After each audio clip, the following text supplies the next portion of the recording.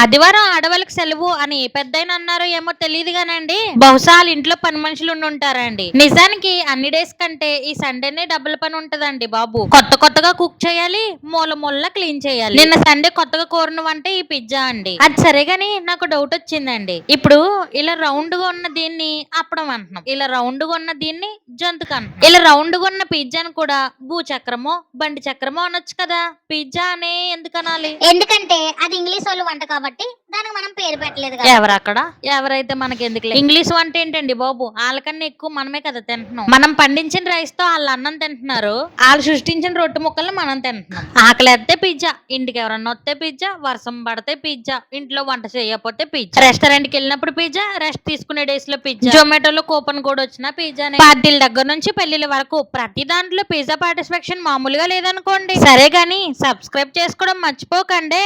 ఉంటాను.